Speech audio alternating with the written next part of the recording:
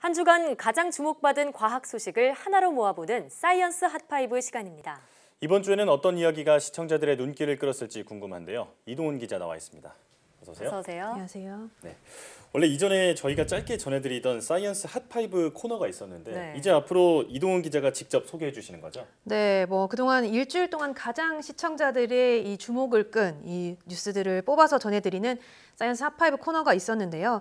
아무래도 가장 인기 있는 과학 소식을 골라서 이렇게 하나로 전해드리다 보니까 네. 좀 더 자세하게 알고 싶어 하시는 분들이 많이 있더라고요. 그래서 앞으로는 제가 이렇게 직접 하나씩 소개해드릴까 합니다. 네, 매주 이 코너 기대해 보겠습니다. 네. 자, 그럼 이번 주 핫5 첫 번째 소식은 어떤 건가요? 네, 우선 영상으로 준비를 좀 했는데요. 먼저 만나보시겠습니다. 네.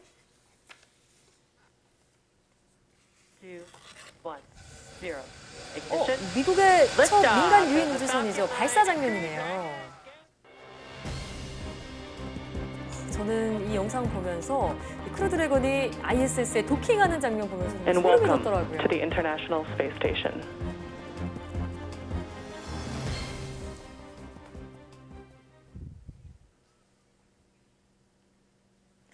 네, 이렇게 미국의 첫 민간 유인 우주선 발사 장면 살펴봤는데 진짜 크루 드래곤이 도킹에 성공하는 장면 보면서 소름 네. 돋으신 분들 많으셨을 것 같아요. 네, 그렇습니다. 우리 시각으로는 지난 31일 새벽 4시 22분이었는데요. 이 미국 플로리다주에 위치한 케네디 우주센터에서 우주비행사 2명을 태운 우주선이 발사됐습니다. 민간 기업인 이 스페이스X의 유인 우주선 크루 드래건이 팰컨 9 로켓이 실려서 우주로 날아간 겁니다. 예. 자, 특히 이번 발사는 불과 나흘 전으로 예정됐다가 한 차례 연기되면서 우려를 낳기도 했었는데 결과는 상당히 좋았죠. 네, 당시 기상 악화로 발사가 연기된 후에 지난 31일에도 사실상 이 발사가 가능할 것인가 좀 불투명하지 않나 이런 전망도 나왔었는데요. 네. 이런 우려와는 다르게 크루 드래건은 발사 19시간 만에 지구 상공 400km에 있는 이 국제 우주 정거장에 도킹을 했습니다. 이 크루 드래건은 화물 운반용 우주선을 유인 우주선으로 개조를 한 건데요.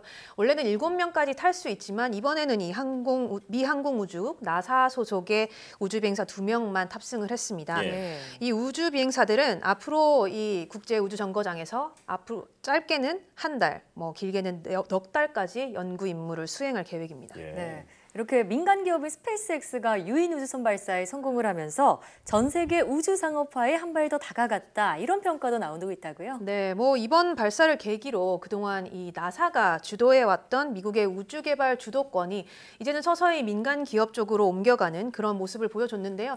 그만큼 앞으로 상업화도 당겨질 것으로 보입니다. 네.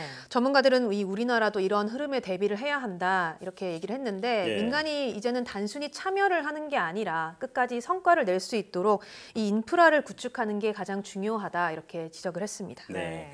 이제 우주 개발 시장이 새로운 국면을 맞이한 만큼 우리나라도 좀 속도를 내야 할 것 같습니다. 다음 소식은 뭔가요? 네, 이 코로나19 사태가 아주 장기화되고 있는데요. 네. 그러면서 이로 인한 생활 속의 변화들이 굉장히 많이 생기고 있습니다. 과학기술 분야도 마찬가지인데 네.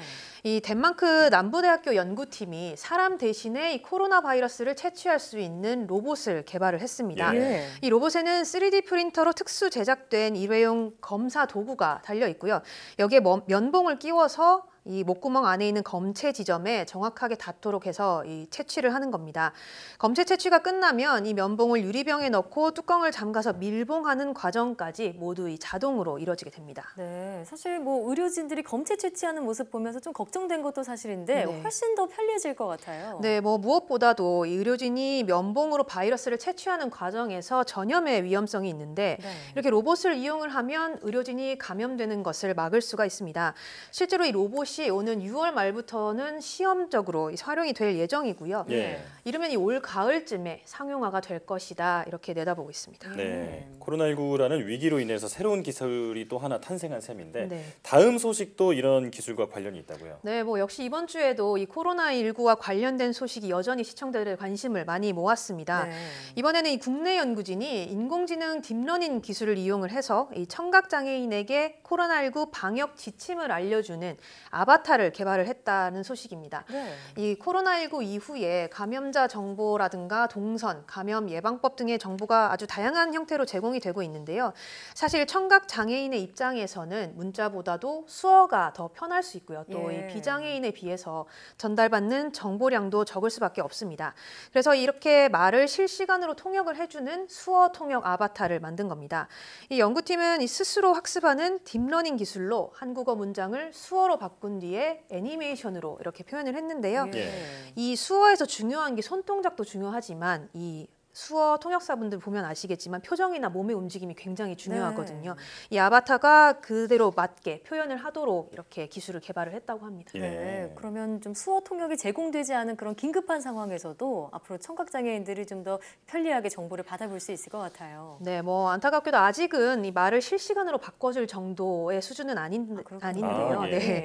조금 더 기술을 보완을 한다면 아마도 이 청각 장애인들이 이 남의 도움 없이도 뭐 방송 콘텐츠라든가 여러 정보들에 좀 더 쉽게 접근하는 길이 열릴 것으로 보입니다. 네. 따뜻한 기술이라는 게 바로 이런 게 아닌가 싶습니다. 네. 다음은 어떤 소식인가요? 네, 뭐 최근 자율주행차 기술이 굉장히 빠르게 발달을 하고 있는데요. 이르면 올해부터는 이 자율주행 로봇이 우편물을 배달하는 그런 모습도 볼 수 있게 됩니다. 우정사업본부가 자율주행 기술을 적용한 우편 배달 로봇을 개발을 해서 이르면 이 올해 10월부터 시범 운영을 하겠다 이렇게 밝혔는데요.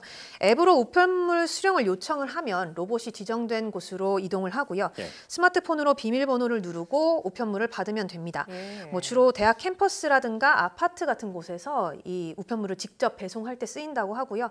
또 이런 로봇 외에도 또 택배 우편물을 싣고 집배원을 도와주는 이런 보조 로봇이라든가 네. 또 우편물을 원하는 곳에서 원할 때 접수할 수 있는 자율주행 이동 우체국도 개발이 된다고 합니다. 네, 네. 이런 자율주행 기술을 생활 속에서 만나볼 수 있는 날도 이제 머지 않은 것 같습니다. 네. 자, 그럼 이번 주 가장 주목을 많이 받은 소식 1위는 무엇인가요? 뭐 아무래도 요즘 날씨가 많이 더워졌잖아요. 예. 그러다 보니까 이 올여름 얼마나 더울까 이 날씨 소식에 굉장히 관심들이 많으셨던 것 같아요. 예. 네. 그래서 네, 저희가 이제 이번 주에는 날씨학 개론에서 올여름 기상 전망에 대해 얘기를 나눠봤는데요. 뭐 결론부터 다시 한번 짚어보자면 올여름은 유난히 덥고 이 7월 하순부터는 집중호우가 잦을 것이다. 네. 뭐 이렇게 볼 수 있겠습니다. 기상청은 올해 폭염 일수가 20일을 넘을 거다 이렇게 예보를 했는데요. 평년보다 2배 많은 수준입니다. 예. 특히 장마가 끝나는 7월 하순부터는 기온이 30도가 넘는 찜통 더위가 이어지면서 이 8월 중순까지 가장 더울 것으로 내다봤습니다. 예. 기상청이 더는 예보에 장마라는 말을 쓰지 않을 정도로 네. 이 날씨가 많이 변화무쌍한데 최근 장마가 예전과는 형태가 많이 다르잖아요. 올여름은 어떨까요? 네, 뭐 올여름도 강수량은 많지 않을 것으로 보이고요. 뭐 7월 중순을 기준으로 적은 양의 비가 조금씩 내리다가 7월 하순 이후에는 태풍과 함께 국지성 호우가 종종 찾아올 것으로 그렇게 예보를 했습니다. 아, 네. 자, 이렇게 이번 주 과학 소식 핫5 만나봤는데요. 아무래도 여름이 다가오다 보니까 날씨 소식이 가장 많이 주목을 받았네요. 다음 주도 기대해 보겠습니다. 오늘 말씀 잘 들었습니다.